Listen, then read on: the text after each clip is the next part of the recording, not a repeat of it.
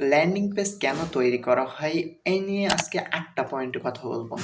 তো ১ম পয়েন্ট হচ্ছে আপনার ল্যান্ডিং পেজগুলো সাধারণত তৈরি করা হয় একটি নির্দিষ্ট উদ্দেশ্যের জন্য। যা ভিজিটরদেরকে একটি নির্দিষ্ট পদক্ষেপ নিতে উৎসাহিত করে। যেমন প্রোডাক্ট ক্রয় করা, নিউজলেটার সাবস্ক্রাইব করা, ফ্রি ট্রায়ালের জন্য হচ্ছে সাইন আপ করা, ফর্ম পূরণ করা ইত্যাদি। ২ নম্বর পয়েন্ট হচ্ছে ল্যান্ডিং পেজে ফর্ম থাকে, যা ব্যবহারকারীর কাছ থেকে তাদের নাম, ইমেইল, মোবাইল নাম্বার, প্রয়োজনীয় তথ্য সংগ্রহ করতে সাহায্য করে এবং এই ডাটাগুলো ভবিষ্যতে মার্কেটিং এর জন্য কাজে লাগে। ৩ নম্বর পয়েন্ট হচ্ছে একটি ভালোভাবে ডিজাইন করা ল্যান্ডিং পেজ আপনার ব্র্যান্ডের ইমেজকে উন্নত করতে সাহায্য করে এবং আপনার ব্র্যান্ডকে আরো বিশ্বাসযোগ্যতা বাড়ায়। ৪ নম্বর পয়েন্ট হচ্ছে ল্যান্ডিং পেজের অন্যতম প্রধান উদ্দেশ্য হচ্ছে কনভার্সন রেট বাড়ানো।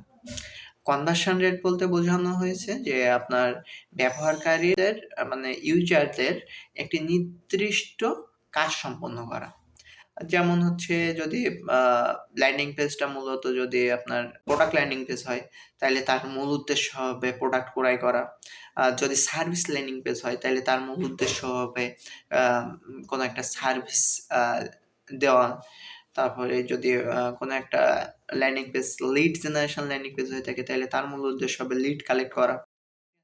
৫ নম্বর পয়েন্ট হচ্ছে ল্যান্ডিং পেজ একটি সাধারণ ওয়ার্কফ্লো এবং ফোকাস কনটেন্ট দিয়ে ইউজারদের কাজকে সহজ করে তোলে।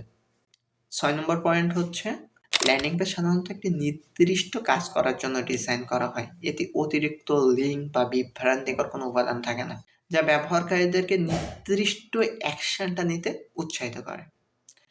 ৭ নম্বর পয়েন্ট হচ্ছে আ বিভিন্ন মার্কেটিং ক্যাম্পেইন যেমন paid ad, social media ad, তারপরে সোশ্যাল মিডিয়া পোস্ট, এখান থেকে ট্রাফিক এনে কনভার্সন রেট বৃদ্ধি করার জন্য ল্যান্ডিং পেজ তৈরি করা হয়।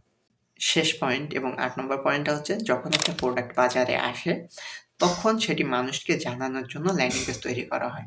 এই ছিল মোটামুটি ৮ টি পয়েন্ট যে কেন আপনার ল্যান্ডিং পেজ তৈরি করা হয়।